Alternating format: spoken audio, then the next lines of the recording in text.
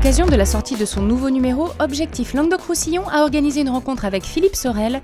Bienvenue dans la matinale. Merci à tous d'être venus aussi nombreux. Vous le savez, cette matinale est consacrée à Philippe Sorel, maire de Montpellier et président de Montpellier Agglomération. Fusion des régions, transports, logements sociaux, santé. Durant près de 2 heures, Philippe Sorel a répondu aux questions du magazine économique et de l'auditoire.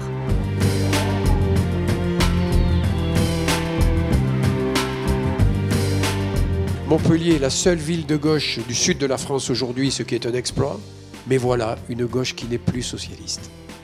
Une gauche ouverte, citoyenne, démocratique, écologiste et responsable.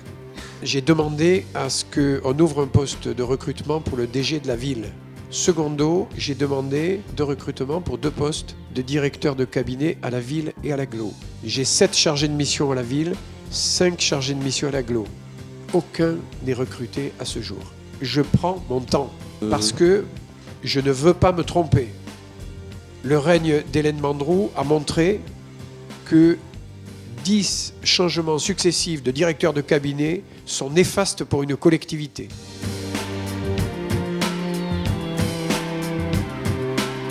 Moi, je ne laisserai pas Toulouse devenir capitale régionale. Hein.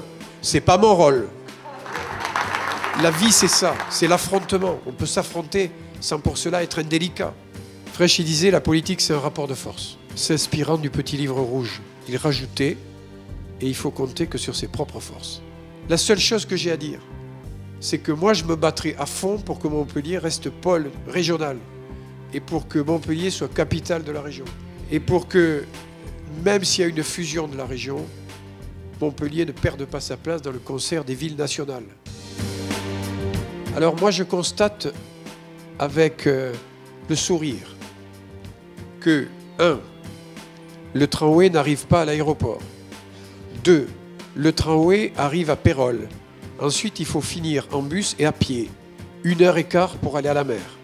Le port fluvial sur le Lez, port Marianne, transformé en bassin d'agrément avec des canards. C'est où Montpellier et la mer? Est-ce que vous pouvez me l'expliquer en termes de tourisme et de valorisation du territoire? Donc je dis, il y a des priorités.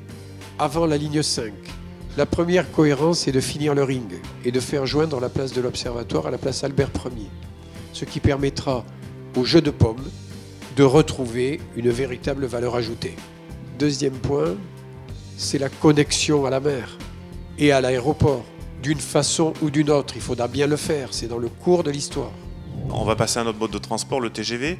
Vous savez comme moi que cette gare TGV n'a pas la connexion TGV avec Perpignan. Vous savez comme moi que le contournement, le CNM, contournement Nîmes-Montpellier, est tributaire de la gare de Manduel. Mon intention n'est pas de détruire le projet de gare.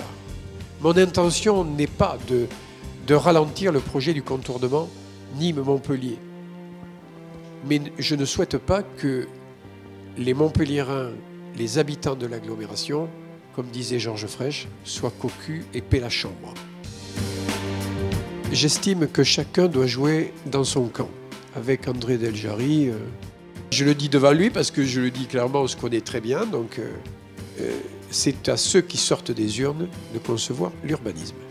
C'est pas aux chambres consulaires. L'urbanisme, c'est une fonction primordiale de la compétence des collectivités. Par contre, c'est une concertation avec les chambres consulaires qui fait que les projets sont aboutis et partagés. Et je crois que nous allons arriver à nous entendre parfaitement avec André. Ah, ben voilà, ça c'est une bonne chose. C'est un futur, c'est un futur. La loi, c'est 25%. C'est la loi du flot. Nous sommes à 22, il reste 3%. Vouloir faire 60% de logements sociaux à Montpellier, c'est un scandale. Je l'ai dénoncé. Et c'était le projet de l'équipe Moore.